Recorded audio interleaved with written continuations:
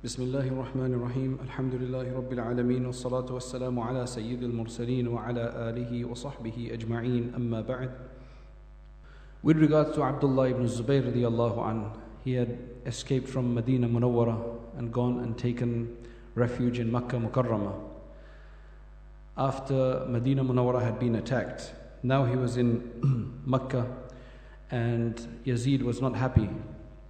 So from this point I mentioned some of the later happenings briefly, but I'll go through them in a bit more detail today. What happened now is that although the Khalif as such was considered Yazid, because most people around the Muslim world had given the pledge to him. And Abdullah ibn Zubayr radiallahu anhu had opposed him, but he did not have many people around him who had actually given the pledge to him. So he was in Makkah Mukarramah, because right now he was on the run from them and they were after him. So they'd already attacked Medina Munawwara. Now it was Hajj time, so the governor of Medina Munawwara was Amr ibn Sa'id ibn al-As, most likely Amr ibn al-As' brother. So Amr ibn Sa'id ibn al-As, he was the governor of Medina, and officially he came to Makkah to perform the pilgrimage as the Amir of the Hajj, because the Khalif is responsible for sending an Amir, a leader, to take the people around the Hajj. So everybody should be following him. So that's Amr ibn Sa'id, who is the governor of Medina. He is representing the Khalif in Makkah Mukarramah. Abdullah ibn Zubayr radiallahu anhu is also in Makkah, and he also performs Hajj that day. So he is also performing the Hajj, and he's performing it with Amr ibn Sa'id. And remember, Amr ibn Sa'id has been ordered to fight against Abdullah ibn Zubayr, because Abdullah ibn Zubayr radiallahu anhu has protested against Yazid's Khilafah, who is the superior and who is the Khalif of Amr ibn Sa'id. So although he's performing Hajj with him, Abdullah ibn Zubayr radiallahu anhu refused to pray behind him, behind Amr ibn Sa'id. He wouldn't pray behind him.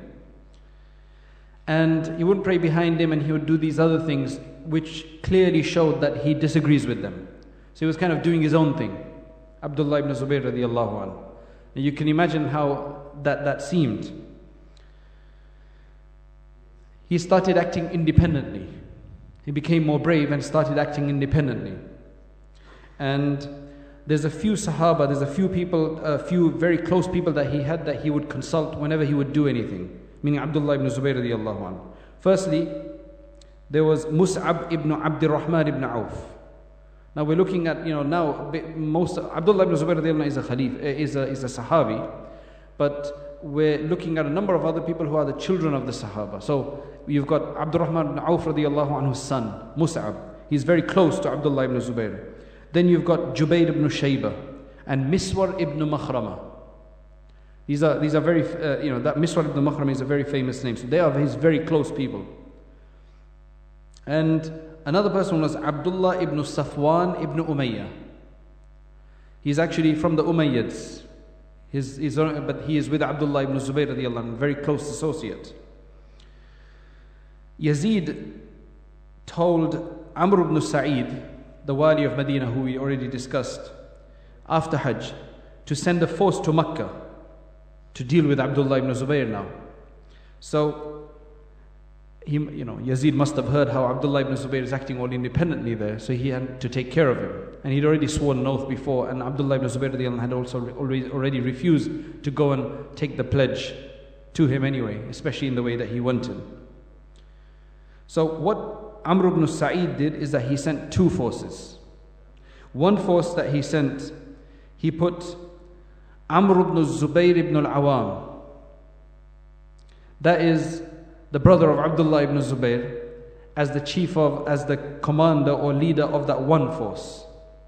The brother of Abdullah ibn Zubayr. Now, you'd think, why would he put the brother against the brother? It's because this Amr ibn Zubayr, who was the chief of police in Medina, really hated his brother Abdullah ibn Zubayr.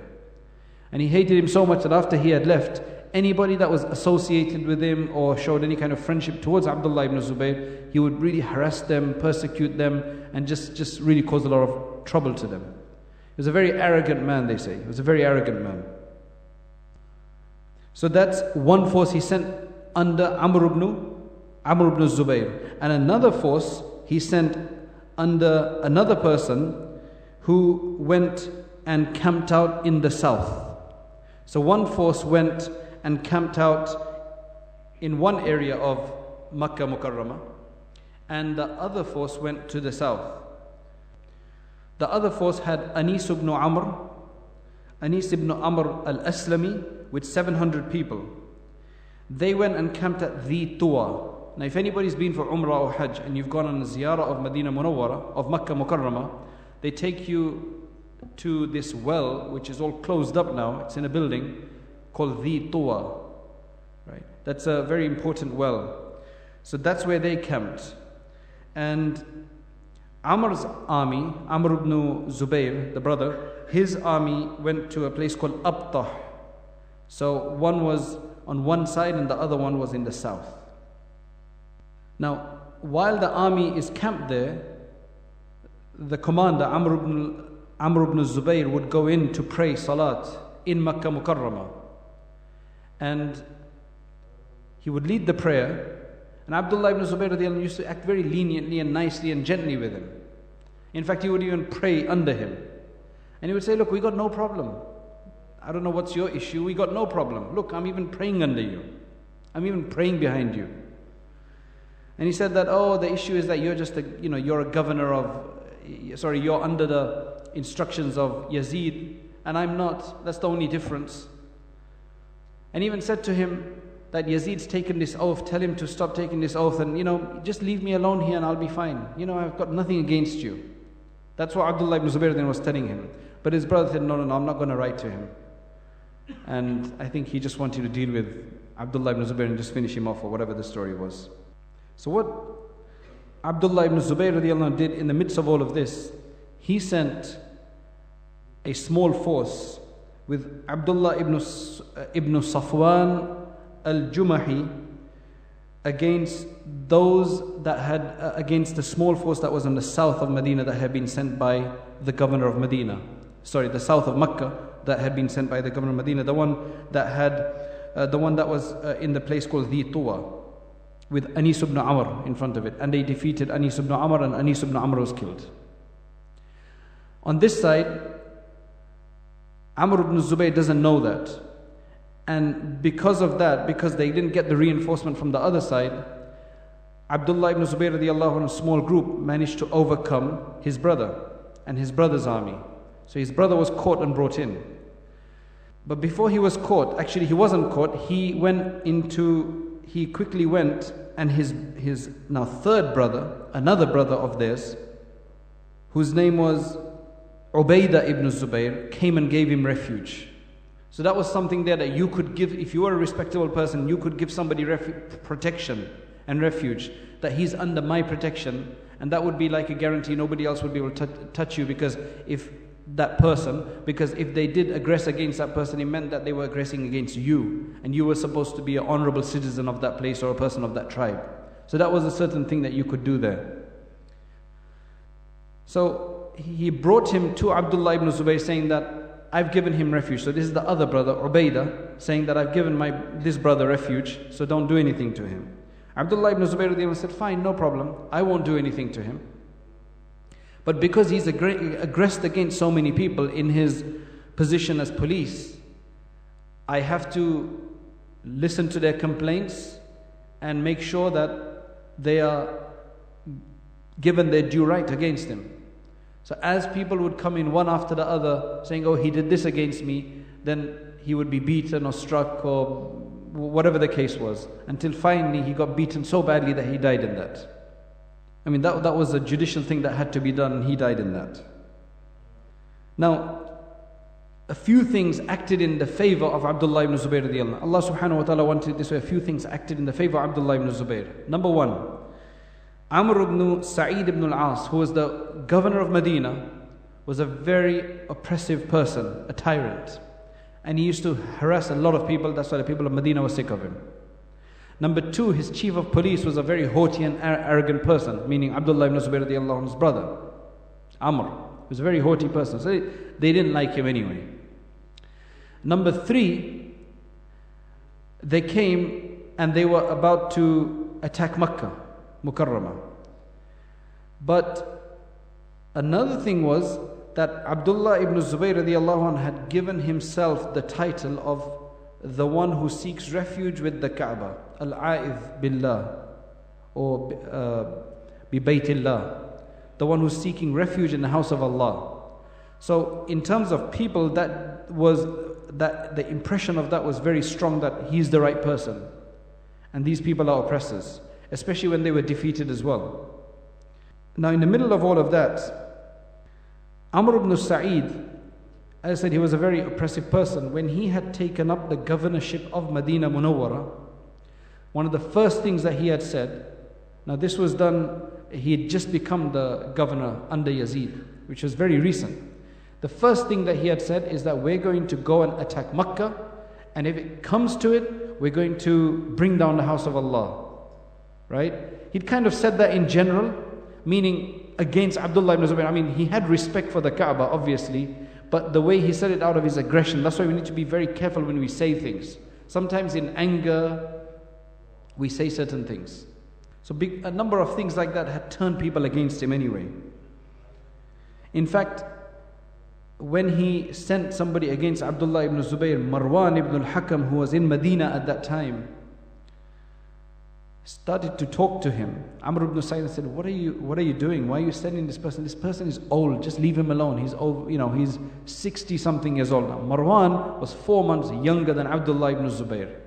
Was 4 months younger than him. He said, just leave him alone. He's, you're going against him. It's not a very wise move. Just leave him alone. And Marwan is kind of very interesting figure, because he seems to be in two minds all the time. He seems to be supportive, he seems to be pious in some cases like that, and then suddenly he goes against that. Kind of very interesting person, Marwan. So he's advising against attack on Abdullah ibn Zubayr radiallahu anhu. But this Amr ibn Sa'id wouldn't listen to anybody. So he sent Muslim ibn Uqba. Muslim ibn Uqba died on his way to Makkah. And after him, Husayn ibn Numayr as-Sakuni took over. And he reached Makkah. And this was 4 days before the end of Muharram of that year. So, before the end of Muharram, this Husayn ibn Numayr as-Sakuni, he reached Makkah Mukarramah. He was on behalf of the Sham, on behalf of the Amir in Sham. That was Yazid. And because the army that had come, the little forces that had come from Medina were not successful, the Khalif Yazid sent Muslim ibn Uqba. Muslim ibn Uqba died on the way. So Husayn ibn Numayr took over. He was a bit more clever. He spread his army around Makkah Mukarramah. And he got there in Muharram. Now many of those who had been defeated in the attack on Medina Munawwara before Abdullah ibn Zubayr had come to Makkah Mukarramah, which we dealt with last time, they came and joined Abdullah ibn Zubayr in this instance against this Husayn ibn Numayr, who was from the Shami forces. Another group of people came and offered their support in defense of Makkah Mukarramah. They didn't ask yet about Abdullah ibn Zubayr radiallahu anhu's aqeedah and his belief. Their thing was that they're going to support and defend Makkah Mukarramah against the aggressors of Sham, who they did not like, the Umayyads. Who do you think these were? These were a resurgent group of the Khawarij. They keep popping up. So they came and they said they're going to support Abdullah ibn Zubayr radiallahu anhu. Now, the people with him were actually less, and he lost a lot of people in this attack on him.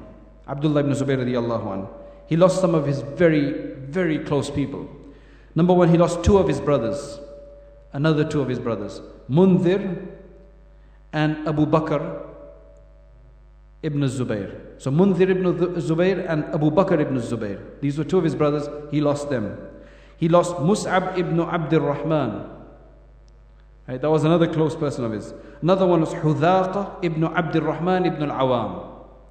This seemed to be the son of his uncle, so his cousin. Because Zubayr ibn al-Awam, Abdullah ibn Zubayr ibn al-Awam, the grandfather's name is Awam. So it looks like one of his sons was Zubayr and the other one is Abdur-Rahman. So this was Hudhaqa ibn Abdur-Rahman ibn al-Awam. Then he had Amr ibn Urwa ibn Zubayr. So this was his brother's son. His brother was Urwa, another brother, his son Amr. So you've got a lot of Amrs. Amr ibn Zubayr ibn al-Awam. So he lost a lot of these people. Now these are very close people to him. So although he's got his few other supports, but he's lost some of the very closest people to him. So you've got Muharram, Safar, Rabiul Awwal. Now comes Rabiul Awwal, it's the 3rd of Rabiul Awwal, the 64 Hijri. This is the year that something else is going to happen, which I mentioned already. Rabiul Awwal. Husayn ibn Numayr, since they had besieged Makkah, but because they couldn't get in, they couldn't deal with Abdullah ibn Zubayr, a lot of people were killed in that, but because he couldn't do anything, they finally set up some catapults on Jabal Abi Qubays and Jabal Qu'ayqi'an. Now Jabal Abu Qubays, just to give you an understanding of how close that is. You've been to the Haram, right? You've been to Makkah Mukarramah. Now, when you look out from there, there are these 2 or 3 massive buildings. Those are the palaces. They were the big buildings from before. You know, before these other big massive buildings have come up. They're on the mountain. They were initially from years and years have been overlooking the Kaaba. The king's palaces. Those are on a mountain called Jabal Abu Qubays. That mountain is called Jabal Abu Qubays, the mountain of Abu Qubays. So that's where they set up the catapults. How close is that? And Jabal Qu'ayqi'an, which is probably a bit away. And they began to just fire in the Haram area because the city wasn't very as big, and then Abdullah ibn Zubayr radiallahu anhu was kind of restricted to the Haram area. Finally, they went to attack Abdullah ibn Zubayr, but it caused the Kaaba to burn. And Abdullah ibn Zubayr radiallahu anhu, everybody became frightened. Both armies became frightened. Husayn ibn Numayr on that side, people in his army became extremely frightened because the Kaaba is burning. They didn't intend it. It wasn't, oh, we're going to attack the Kaaba. They didn't intend it. This was not Amr ibn Sa'id. This was Husayn ibn Numayr who had come from Sham. But this was just what they would call nowadays collateral damage. Right? La hawla wa la quwwata. But it put the fear in everybody. Even Abdullah ibn Zubayr radiallahu anhu and his group, they quickly went to the Qabristan, they went to the graveyard because there was a mayyit, a dead person, to pray on her. And when Abdullah ibn Zubayr radiallahu anhu, he put himself into sajda and he prayed to Allah subhanahu wa ta'ala, Allahumma inni lam ata'ammad ma jara fala tahlik ibadak. That, oh Allah, I did not do this purposely. So please, do not destroy your servants, because he felt that the punishment of Allah subhanahu wa ta'ala was going to come back. He said, Bidhambi, because of my sin. He put it on himself that this was because of my transgression or my sin that this has happened.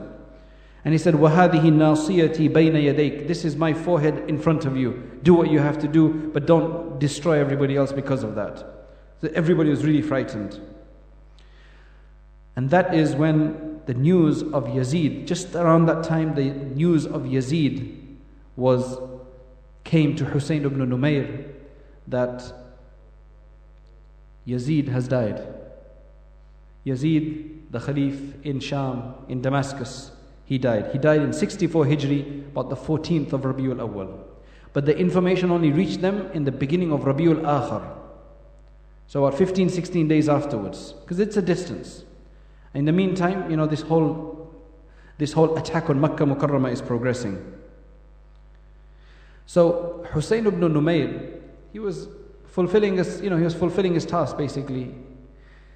So when Husayn ibn Numayr found out about Yazid's death, he felt, what's the point now? What's going to happen now? He understood the politics of Sham as well, that now in Sham the Khilafah was going to be very unstable. So he sent a message to Abdullah ibn Zubayr radiallahu anh that I'll meet you at night in Abtah, just you and I. So they met in the middle of the night, and Hussein ibn Numayr is telling him that, look, you come back with me and I'll have everybody take the pledge with you because you're the most rightful now of Khilafah. He'd been fighting him yesterday, but since his superior is gone now, he's saying, you're the most rightful, you come back and we'll deal with it. Abdullah ibn Zubayr radiallahu anh, maybe not trusting him or whatever, maybe whatever the situation was, Hussein ibn Numayr is talking to him in whispers, and Abdullah ibn Zubayr radiallahu anh is speaking loudly.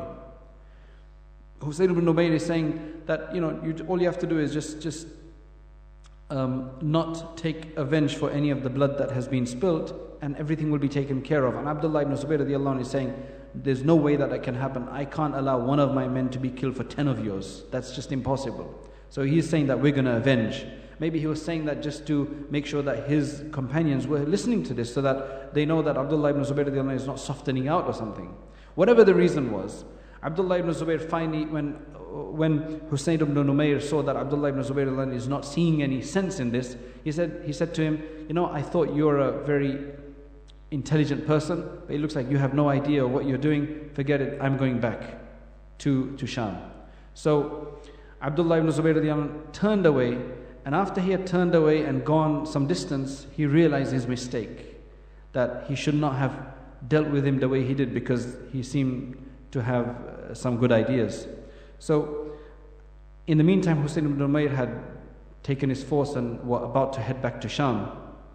So Abdullah ibn Zubayr radiallahu anhu sent a message to him that saying, okay, fine, I agree with you, but I can't come with you because I've done mashwara. He did mashwara. He asked the people around him, like, should we go to Sham? And everybody advised him against it, because you go there, you have no force.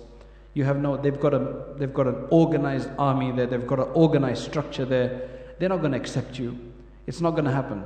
So what he said was, okay, fine, tell Hussein ibn Numayr to go back and take the pledge for me.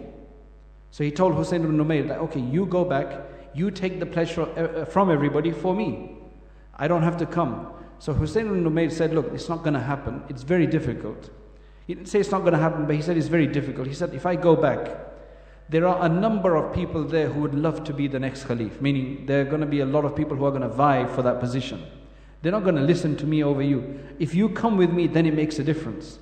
But they were both in a kind of a bind, in the sense that Hussein ibn Numayr couldn't go alone and make sure that he could guarantee Khilafah for Abdullah ibn Zubayr without Abdullah ibn Zubayr being there. And Abdullah ibn Zubayr couldn't feel confident enough to go there and not be attacked, because there was such a structured Umayyad base down that it was impossible that they were going to listen to him. So it was one of those binding situations. So he decided to stay back. He said, there's no way that I can go there. Yazid was about 38 when he died. There's different opinions about exactly how old he was. He was only about 38 when he died. He died in 64 AH, in Rabiul Awwal, as we mentioned. Now after that, they made his son the Khalif, Muawiyah ibn Yazid. We already spoke about him, how he was a very pious person, and he completely disliked being the Khalif. And then finally, after a few days or a few weeks or months or whatever it was, he went on the mimbar, he gave this long khutbah, and he said, you know what, I release this bay'ah, I release this pledge, you can make whoever you want. And then he went into his house, and then he passed away within a very short time afterwards. Now the other brother that they had left was Khalid ibn Yazid. He was too young. He was too young to be the Khalif. Now who's going to be the next Khalif on that side? Right? So now you've got a vacuum. Yazid's died, his son didn't take it on, and he's died as well. Now you've got a vacuum. On this side, there are supporters of Abdullah ibn Zubayr, and on this side, the Umayyads don't know who to give the Khilafah to. So for about 6 months, they remained without any leader as such, because there were a number of forces here. There were the forces of Amr ibn al-As, meaning people who had supported him. There were the family of Muawiyah radiallahu anh, who wanted the Khilafah to stay within that, so wait until Khalid, the younger brother, is older. And then there were the Marwanites. So now, when Hussein ibn Numayr had returned to Sham, Marwan ibn al-Hakam, until now, who was in Medina Munawwara, if you remember, he had the person who we don't know which side he's on as such, until later on it becomes very clear where he is. He knew that now he shouldn't stay there, because when the Shamis had been defeated, he went with all of his close people, he went to Sham. So he's there now as well. So you've got the Marwanites, you've got the Muawiyah ibn Abi Sufyan, the Sufyanis as such. Obviously Yazid and Muawiyah have just died, right? And then you've got a few people who want certain descendants of Amr ibn al-As to become a Khalif as well, to take part, because he helped Muawiyah radiallahu anhu. Now it seemed like it became a family thing, and each family wanted to vie, but they were all Umayyads. Most of them were Umayyads, so the main thing was the Umayyad rule. So while they were undergoing their discussions on that side, in Sham, Abdullah ibn Zubayr radiallahu anhu managed to, they began to pledge, the people of Makkah and Medina pledged to Abdullah ibn Zubayr radiallahu anhu. And not just them, but nearly all of the Muslim world, including many groups of Sham itself, except the die-hard Umayyads. You know, there's always going to be the die-hard neocons of the Umayyads who stayed back. In fact, even Marwan thought of doing so. And he was about to go on his way when a number of people, maybe Ubaidullah ibn Ziyad and a few others, if you remember Ubaidullah ibn Ziyad, the one who had killed Hassan radiallahu anhu, Hussein radiallahu anhu, the one who had ordered the killing of Hussein radiallahu anhu, had played with the head of the blessed head of Hussein radiallahu anhu. He said, no, you can't go. So they had this major meeting of all of the main forces in a place called Jabiyah. Now Jabiyah, which is by Damascus, is one place among a few other areas in Jordan. Jordan was one other place that had not given the pledge to Abdullah ibn Zubayr. Otherwise, all of Iraq, all of Yemen, all of the Hijaz and the peninsula, much of Sham had all given the pledge, even Egypt and all of the surrounding areas. So pretty much the whole Muslim world except parts of Sham. Primarily current day place in Jordan. So they all gathered there and they had this major meeting and they had major rifts, and you're talking about high politicians who had been in this game for a long time as such. Finally they agreed that Marwan should be the first Khalif now. They should give the pledge to him, and then he's going to die soon. He's 60 something years old, so he was eventually going to die. Then it should become, when Yazid's younger son becomes old enough, then he'll be Khalif. And then and then after that it will go to Amr, it will go to the family of Amr ibn al-As and that one person in there. So this was the only way that they could agree, all of them could agree together. Because remember, these were different forces which each one had a certain point of view in mind. This was the only way that they could agree to something. The only thing that bound them all together was the fact that it had to stay in that family as such. But in terms of which one exactly, they were only able to agree in this way. But by this time, Abdullah ibn Zubayr had become the official Khalif. Because when you've got the majority of the Muslim world behind you and have pledged to you, then you are the Khalif. But these Marwanites, they reckoned that that was not the case. They were just using technicalities to think that they were not, because they didn't want that to be valid. So that's why they were saying that this Marwan is going to be the Khalif on our side. Now Marwan, he was there for about 6 months. He became the Khalif for about 6 months. But the historians have not put him down in the list of Khalifas. Abdullah ibn Zubayr is a Khalif.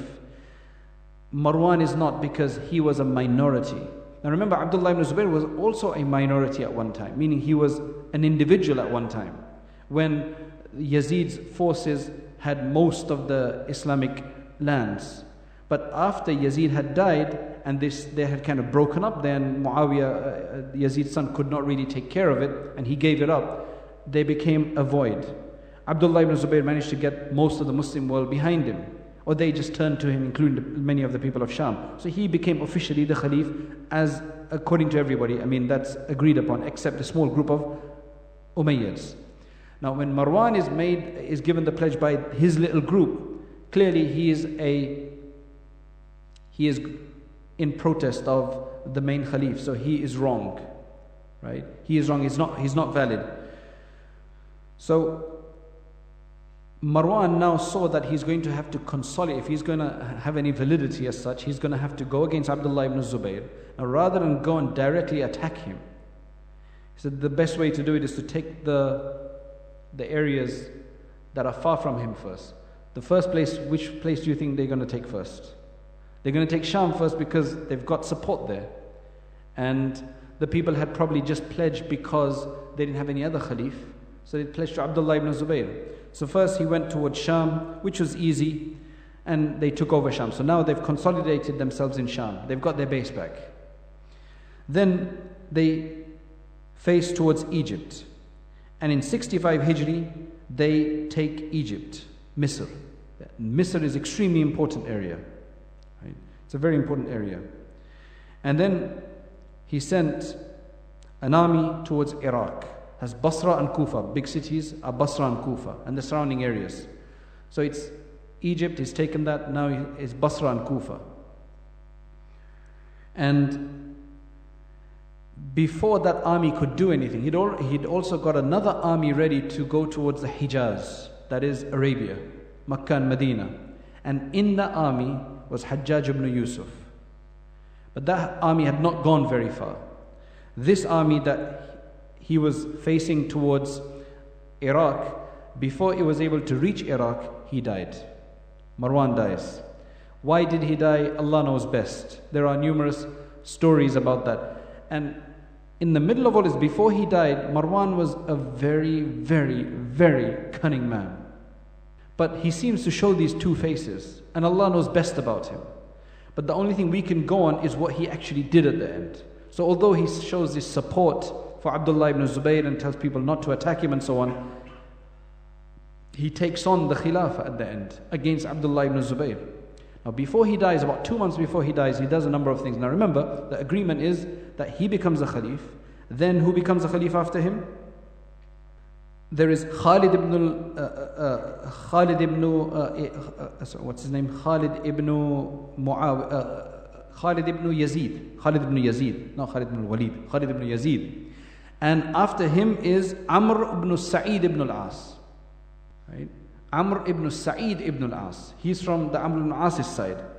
Radiyallahu anhu. What he does is he marries first the mother of Khalid ibn Yazid. So Yazid's wife, the widow. He marries her first.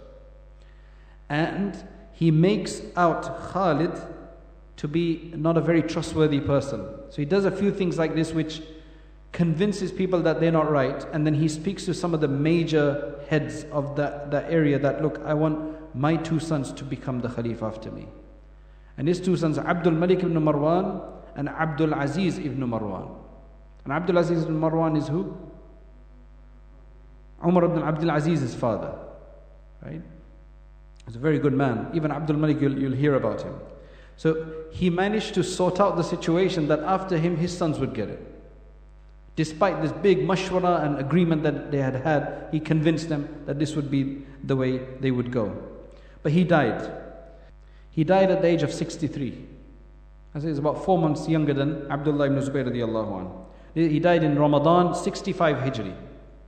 After ruling for about 9 months only. Now his son.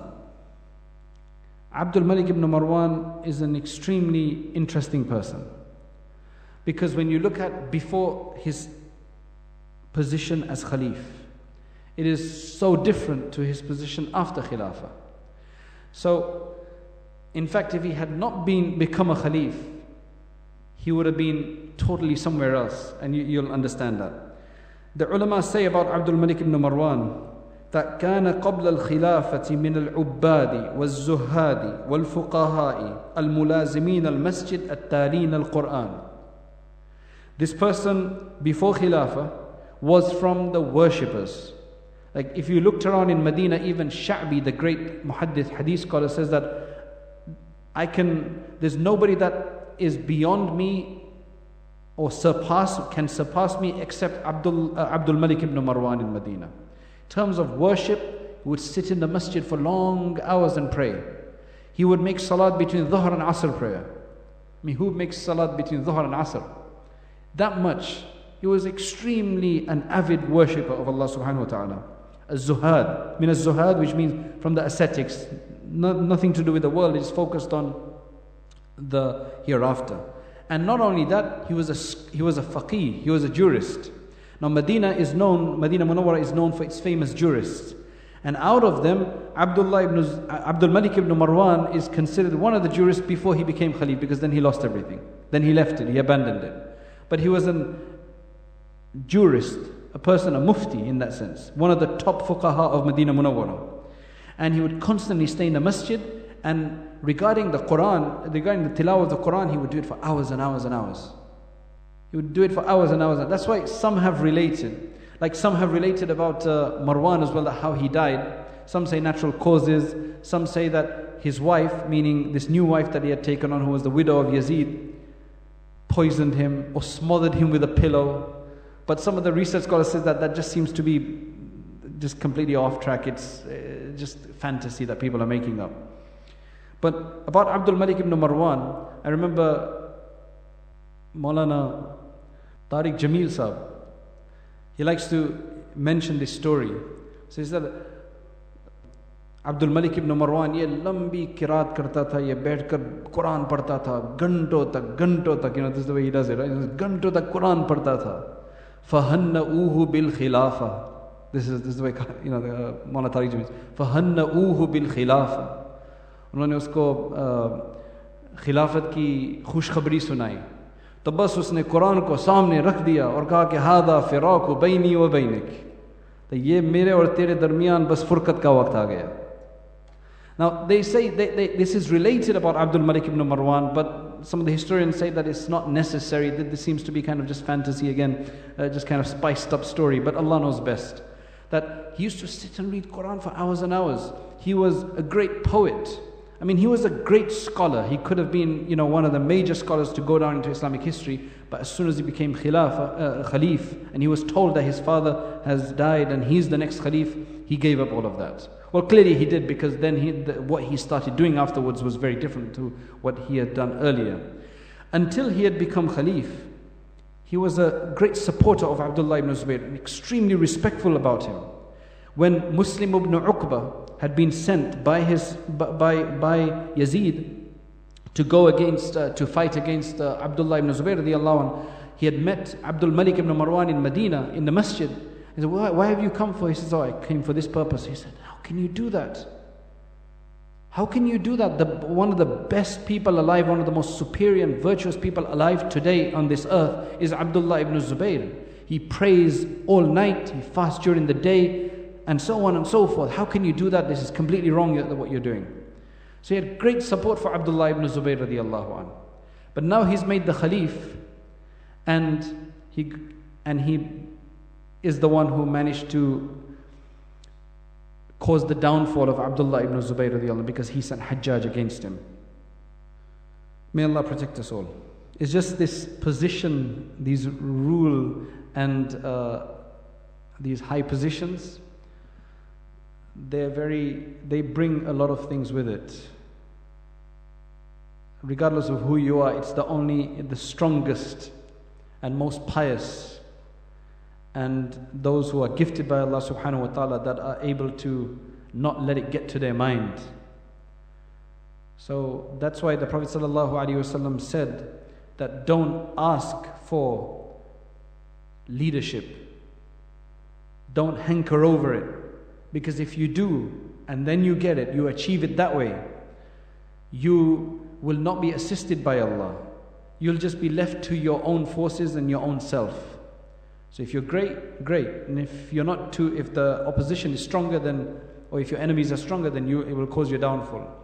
But if you are put into that position and forced into that position, then you will be helped by Allah subhanahu wa ta'ala.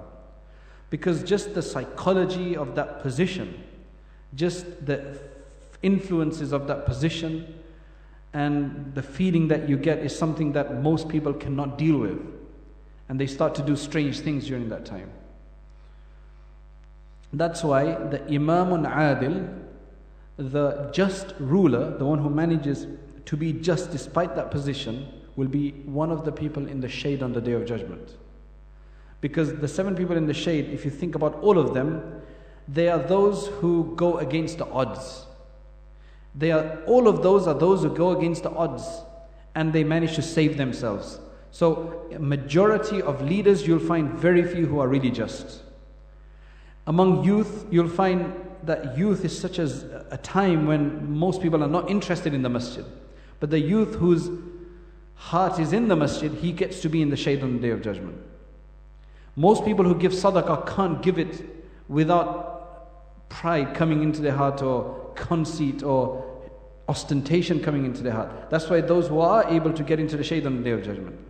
Most people who would be confronted with a beautiful woman, most men or women, in the opposite sense, who would be confronted with that and be allowed to commit haram because it's all available, completely there, would not be able to deal with that and would indulge, except the few, and they will be in the shade on the Day of Judgment. So if you look at all of the 7, they are exceptions, very special, with certain amount of control and tawfiq from Allah subhanahu wa ta'ala.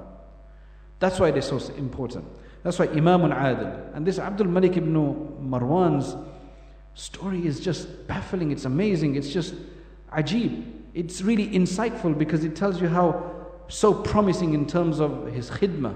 Then he turns around and he could have turned that khidmah like Umar ibn Abdul Aziz did. But he doesn't do so in that sense. We're not saying he was as bad as others. I mean, his brother was much worse, Walid ibn Abdul Malik. But he didn't stand up to how he was beforehand. So there are many statements about Abdullah ibn Zubayr that have come from Abdul Malik ibn Marwan about how he's the most superior person. In one case he said that مَا عَلَى الْأَرْضِ الْيَوْمِ خَيْرٌ مِّنْهُ, that today there is nobody that is superior to Abdullah ibn Zubayr. He said a number of these things before he was a Khalif. Now he becomes a Khalif. Now he's got more time. His father had died. His father had already started sending these forces. So Abdullah ibn Ziyad, if you remember, he's the one who had killed Hussein radiallahu an. He was also with the Umayyads. At this time now, there is a person called Mukhtar ibn Ubaid al-Thaqafi who suddenly arises. He's a liar. He's a liar. Meaning, he says that wahi comes to him. We don't know if he actually claimed prophethood. So we don't know if he was an imposter as well. But he was a major liar that the wahi and revelation comes to him. Now his whole thing was that we need to go after the murderers of Hussein radiallahu an and kill them. There was another group before that as well who tried to do that.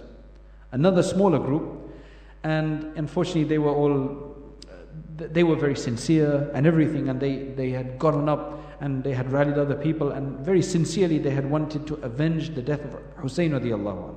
The problem is that where were they when Hussein radiallahu an needed them most? 4 years ago. Now what's the point of it after 4 years to go and try to avenge it? So they didn't survive for long. They were taken care of by the Umayyads. But then this Mukhtar al-Thaqafi, he gets up and he has a bit more success. So he has a sizable force. So he goes and they know who were part of the army that had been fighting against Hussein radiallahu anhu. So he kills quite a few of them and their heads are brought. But the main man was Ubaidullah ibn Ziyad. Now if you remember, a few weeks ago when we discussed him, we said that he's going to be killed in a very bad state. He's going to be killed in a very bad state in the mountains of Beirut. If you remember, of Lebanon, we mentioned that. So this is what's going to happen now. So now he goes after Ubaidullah ibn Ziyad and he kills him. So he's successful in that as well. So he was more successful than the earlier group, but his sincerity is strange because he's got these strange ideas. He's called a kadhab. He's called the imposter because he says that the wahi comes to him. So some of the tabi'een used to go to him and they used to discuss things to him and discuss things with him, and he used to come up with strange things. So there's a verse in the Quran which speaks about the shayateen making wahi to their friends. So basically this is what the tabi'een looked at it as. Abdul Malik ibn Marwan did not really do anything against Mukhtar in the beginning. He saw him rise and everything, but he didn't do anything. Abdul Malik ibn Marwan was very clever. Because it seems like that this Mukhtar was going to do a few things which would be very beneficial for Abdul Malik ibn Marwan. Number one, he finished off Ubaidullah ibn Ziyad. Now at the end of the day, even though they were both on the same side, Ubaidullah ibn Ziyad was a threat. And normally rulers like this, they try to put their threats out, even if they're their closest people. So he saw that Mukhtar is going to take care of him, so he didn't do anything, let Mukhtar take care of him. Now, it was Mukhtar and it was Abdullah ibn Zubayr. And he said, well, we'll let them deal with it. So he saw that Mukhtar ibn Ubaid then went against Basra, meaning he went towards Basra. And Basra was, the governor of Basra was Abdullah ibn Zubayr radiallahu anhu's other brother, Mus'ab ibn Zubayr. So now Mus'ab ibn Zubayr dealt with Mukhtar. So when he was attacked, Mus'ab ibn Zubayr managed to finish Mukhtar off. So Mukhtar was killed. Now with this Mukhtar, Mus'ab ibn Zubayr sent his head. It seems like these heads are being sent around in those days. He sent his head to Abdullah ibn Zubayr in Medina Munawwara with a person of the postal service of the day. The Barid as they call it. The messenger, the special service. So this person gets to Makkah Mukarramah, and Abdullah ibn Zubayr radiallahu anhu is in sajda. Sorry, he's in nafil prayer after Isha. So he waits, and he stays in nafil prayer all the way until before Fajr. And this person is waiting for him. And without turning to him, Abdullah ibn Zubayr radiallahu anhu just says to him that, because he had been told that he's bought the head of this Mukhtar, a Thaqafi. He said, just throw it at the door of the masjid. Just throw it at the door of the masjid. He didn't even look at him. So he went and did that. He went and threw it by the door of the masjid. And then he came back and he said, where's my reward for that? Where's my reward for bringing you the head? He said, جائزتك الرأس الذي جئت به تأخذه معك إلى العراق. Your reward is the head that you've just brought. Go and take it with you back to Iraq. So he went back to Iraq.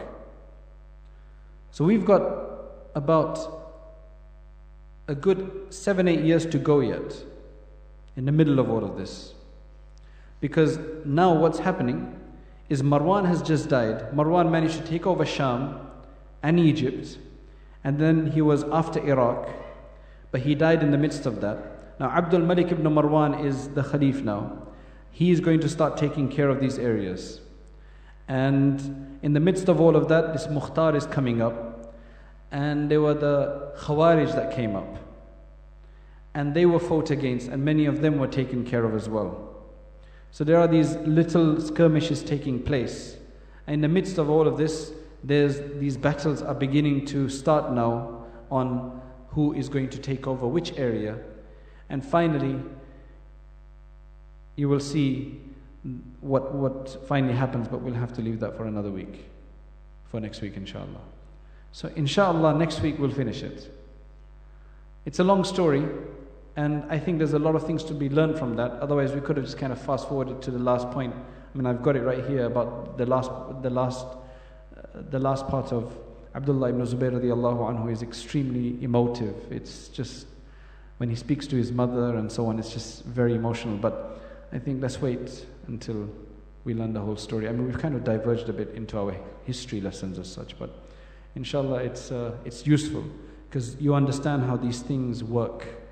And I think one of the benefits that we get from that is that we look at the condition in our time, and we see that it's not necessarily the worst of the conditions. You know, one is that the Muslims are supposedly together being attacked by non-Muslims, right? Whereas in this case, you've got Muslims fighting with each other, and this has been going on for years and years. You know, after a certain time of unity, then it starts again. And which side are you supposed to be on? Each side is thinking that they are correct, and there's blood being spilt. So that's because that's the nature of this world, that's the dunya. And regardless of which faith you're from, we don't come off mechanical lines of a factory that every Muslim is going to have to be like that. There's not going to be any jealousy in him. There's not going to be any arrogance in him. There's not going to be any hatred in him. You know, every Muslim is a human, unique human being that is influenced by different things around them. And some are selfish, some are arrogant, some are greedy. So these things happen. You know, just because you're a Muslim or just because you're a Christian or a person is a Jew, it doesn't mean that you follow every single tenet of all of these faiths. So that's the way these things work. Because if everybody did, then it'd be a different story. But that's not what happens. Because we can even look among ourselves that each one of us is probably different to another in terms of our obedience to Allah subhanahu wa ta'ala and our affiliation and our worship and our adherence to our faith. So that's the way these things are. You know, because there's some people who have this really this opinion that why does all of these things have to happen, and they want to blame somebody, they don't know who to blame. But this is just human failing. This is who we are. And that's why we need to learn from that as an individual. We can't govern the world, and we can't govern every single person in the world to be a certain way, but we can, inshallah, ourselves. So I think that's the main thing that we learn from this. So, you know, we look at all of this and say, why are they doing that for? Why couldn't they do it like this? Why couldn't they just give it up? Why couldn't they just let him be it or whatever? Why couldn't they just let the best person? But the thing is that we don't know what we would have done if we were in that place at that time and the circumstances. So at the end of the day, we can only control ourselves really, and maybe a few people that are close to us. But other than that, we can't control the world. The world works, but that's the whole challenge of living in this world, because at the end of the day, it's a test. In paradise, everything will be simple. But the journey there is difficult. So may Allah subhanahu wa ta'ala make it easy for us. اللهم أنت السلام ومنك السلام تبارك يا ذو الجلال والإكرام اللهم ربنا آتنا في الدنيا حسنة وفي الآخرة حسنة وقنا عذاب النار اللهم اهدنا واهد بنا واجعلنا هداة لمن اهتدى اللهم إنا نسألك العفو والعافية في الدين والدنيا والآخرة جزا الله عنا محمدا ما هو أهله جزا الله عنا محمدا ما هو أهله جزا الله عنا محمدا ما هو أهله اللهم اغفر لنا وارحمنا وعافنا واهدنا وارزقنا. Oh Allah, accept our good deeds. Oh Allah, forgive us our sins. Oh Allah, forgive us our shortcomings. Oh Allah, forgive us our defects. Oh Allah, forgive us in all the wrongs that we do. Oh Allah, in all the wrong ideas that we may have, in all the wrong beliefs that we may have. Oh Allah, correct our belief and allow us to see the truth as the truth and allow us to follow it. Oh Allah, do not let us succumb to our nafs and our desires. Oh Allah, give us control of our desires and allow those desires to be in conformance to what you have ordered us to do. Oh Allah, forgive our sins, whether they be large or small, whether they be hidden or manifest. Oh Allah, those that we have remembered and those that we have forgotten. Oh Allah, those that may seem insignificant in our eyes and those which we consider to be something. Oh Allah, forgive us all of our sins. Oh Allah, give us the ability to tawbah and to abstain from sins. Oh Allah, make it easy for us to follow in the sunnah of your Messenger Muhammad sallallahu alaihi wasallam. Oh Allah, grant us a place in your shade. Oh Allah, make us worthy ones of that. Oh Allah, make us of those that are worthy to be in your shade on the Day of Judgment. Oh Allah, protect us from all forms of quarreling and conflict and disputation. Oh Allah, grant us a place in the highest places of paradise. Oh Allah, in Jannah. Oh Allah, in Jannatul Firdaus. Oh Allah, make the Akhirah easy for us, all the stages of the Akhirah until paradise easy for us. Oh Allah, give us to drink from the Hawd al-Kawthar in the hands of your Messenger Muhammad sallallahu alaihi wasallam. Oh Allah, don't turn his face away from us. Oh Allah, don't turn us away from him. And oh Allah, grant us your love and the love of those who love you. Oh Allah, protect all of us and fulfill all of our permissible needs. Oh Allah, fulfill our permissible needs. Oh Allah, protect us and our progeny. Oh Allah, protect us and all the Muslims around the world. Oh Allah, grant us insaniyah. Oh Allah, grant us humanity. Oh Allah, grant us love and understanding and affection for each other. Oh Allah, keep us united. Oh Allah, safeguard us from all forms of disunity. Oh Allah, and disunity and all forms of conflict. Oh Allah, bless this masjid and all the masajid and protect them and protect the Muslims in this country and in all the other places around the world. Oh Allah, protect us all from all forms of bad propaganda, from all forms of various different attacks. And oh Allah, allow the truth and beauty of this deen to become manifest and make us the upholders of it. Oh Allah, make us worthy of it so that others see us. Oh Allah, so that we become the asbab and the sabab and the cause for others to enter into guidance and enter into this beautiful deen of yours. O Allah, grant us the kalima La ilaha illallah on our deathbed. Subhana rabbika rabbil izzati amma yasifoon wa salamun al mursaleen walhamdulillah. The point of a lecture is to encourage people to act, to get further, an inspiration, an encouragement, persuasion. The next step is to actually start learning seriously, to read books, to take on a subject of Islam and to understand all the subjects of Islam, at least at their basic level, so that we can become more aware of what our deen wants from us.